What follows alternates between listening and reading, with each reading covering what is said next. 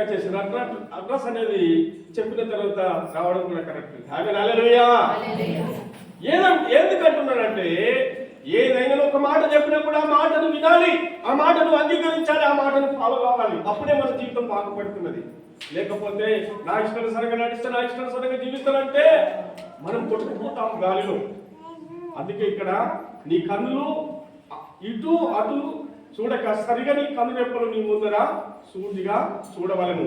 సరిగా చూడాలి, కిందికి మీద చూసే వాళ్ళం కాదు, కానీ సరిగా చూడాలి. మంచి భక్తి ఉండాలి, మంచి భయం ఉండాలి, మంచి పేరు ఉండాలి మనకు.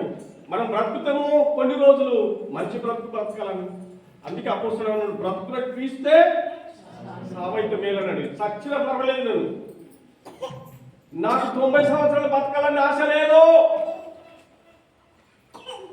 బ్రతుకుట క్రీస్తు సావైతే లాభము. మంచి చేసి సత్తా రాజులను సైతము నిలదీశాడు. సాధు సుందర్ సింగ్ కూడా రాజుల దగ్గరికి వెళ్ళి సువార్త మరణం అందించాడు. ఆయన కూడా మరణానికి భయపడలేదు. తీసుకుపోయి ఒక నూతిలో వేశారు. అది పాములున్నాయి, తేలున్నాయి. ఆ నూతిలో పడబడ్డ నూతిలో ఆయన తాళగట్టి దించారు. సాధు సుందర్ సింగ్ దేవుని నమ్మిన తర్వాత చాలా శ్రమలు ఎదుర్కొన్నాడు, చాలా కష్టాలు ఎదుర్కొన్నాడు. కానీ ఆ పాములు తేలు ఆయనను ఏది కూడా ముట్టలేదు. హల్లెలూయా చెప్పండి, హల్లెలూయా. ఎవరో తీసుకొని వచ్చి ఆ పాములు తేలున్న బావిలో పడబడ్డ బావిలో దించితే ఏ పాము ఆయనను ముట్టలేదు. కానీ రాత్రికి రాత్రి ఏ రీతిలో దేవుడు ఆ పూతుల నుంచి బయటకు తీశాడు. మళ్ళా రాజు దగ్గరికి వెళ్ళాడు. రాజు దగ్గర అదే మాట చెప్పాడు, నువ్వు మారు మనసు పొందుతున్న తప్ప నీకు రక్షణ లేదని చెప్పాడు. కుర్చీ మీద కూర్చున్న వాడు దిగచ్చి నమస్కారం చేశాడు. ఆమె చెప్పండి, హల్లెలూయా. దేవుడు భయపడితే మనము దేవుని రాజ్యము కట్టలేము. భక్తులు మరణించకపోతే ఇది మనకు తెలిసేది కాదు. నిజమైన దేవుడు మనకు రాకపోతే, భూలోకంలోనికి రాకపోతే మనకి ఈ సత్యసువార్త మనకు అందేది కాదు. మనము ఈ క్రిస్మస్ మాసంలో ఉన్న ఒక మాట గమనించండి. లూకా సువార్త 2వ అధ్యాయం 11వ వచనంలో ఏమనుంటుంది? ప్రజలందరికీ కలగబో మహా సంతోషకరమైనటువంటి సువర్తమానము నేను మీకు తెలియపరుస్తున్నాను. ప్రజలందరికీ సంతోషకరమైనటువంటి సువర్తమానము నేను మీకు తెలియజేస్తున్నాను. దావీదు పట్టణమందు నేడు రక్షకుడు మీ కొరకు పుట్టి ఉన్నాడు. ఆయన ప్రభువైనటువంటి క్రీస్తు మీ పాపముల నుంచి విడిపించడానికి కొరకు వచ్చాడు ఈ లోకంలోని. కానీ దేవదూతలు సువర్తమానం అందిస్తున్నారు గొల్లలకు. దేవుని బిడ్డలారా, కానీ అందించిన తర్వాత గొల్లలందరూ కూడా దాన్ని సమ్మతించారు, దాన్ని స్వాగతం చేశారు, కానుకలు అర్పించారు, దేవుని మయపరిచారు. ఈ రోజు ఆ సువర్తమానము నీకు నాకు మనకు అందిన తర్వాత ఎంత ఉత్సాహం ఉండాలి, ఎంత సంతోషం ఉండాలి.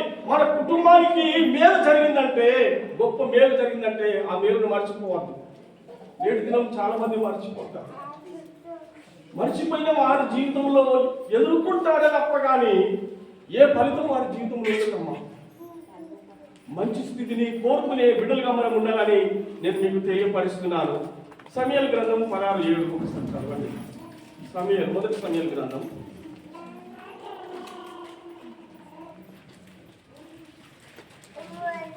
16:7 చదవాలి.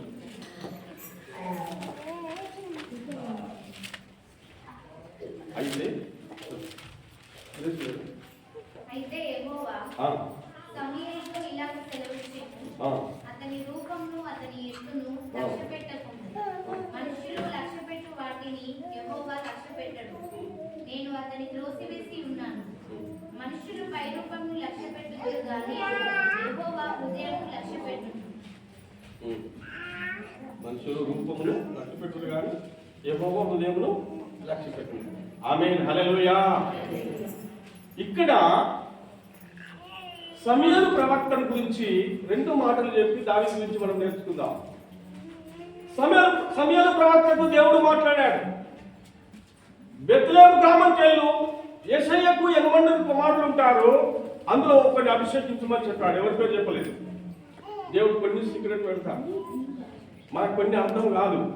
కానీ ఎప్పుడైతే సమూయేలు ప్రవక్తకు చెప్పాడో, సమూయేలు ప్రవక్త బెత్లెహేము వస్తున్నప్పుడు బెత్లెహేములో ఉన్నటువంటి సంఘ ప్రజలు కావచ్చు, విశ్వాసులు కావచ్చు, అక్కడ ఇశ్రాయేలు ప్రజలు వాళ్ళందరూ కూడా వణుకుతున్నారు, భయపడుతున్నారు.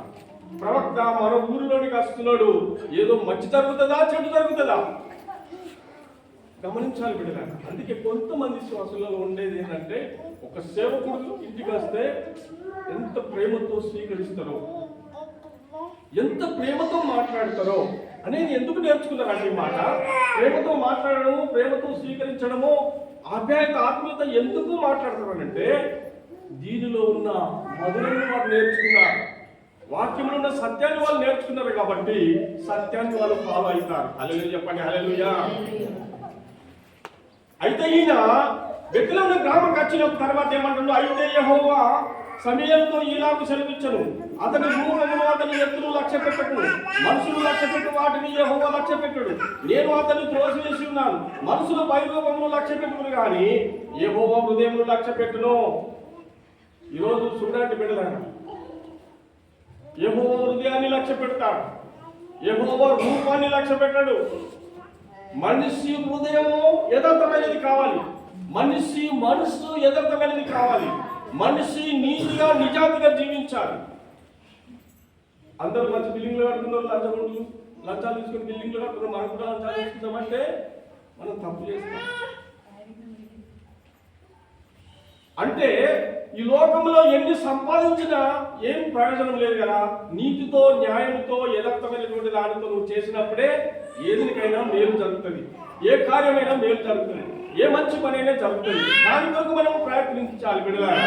అందుకే ఇక్కడ ఆయన హృదయమును లక్ష్య పెట్టువాడు, ఆయన వైభవమును చూడడు కనుక మనిషిని ఎత్తును పొడు చూస్తలేడు. కనుక ఆయన హృదయాన్ని లక్ష్య పెట్టేవాడు.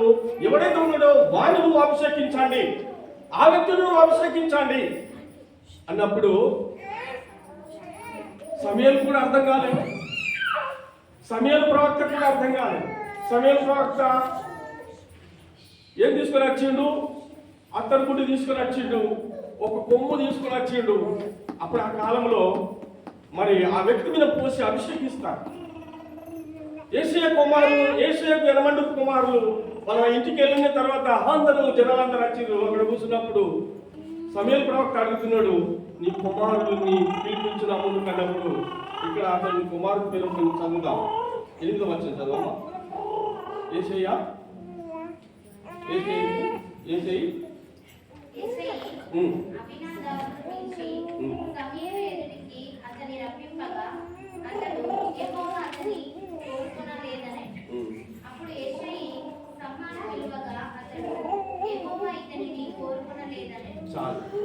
ఇక్కడ వీళ్ళు యేషయ్యాకు ఎనమడుగురు కుమారులు, వీళ్ళు చాలా పర్సనాలిటీ ఉన్నటువంటి వ్యక్తులు, చాలా అందమైనటువంటి వ్యక్తులు.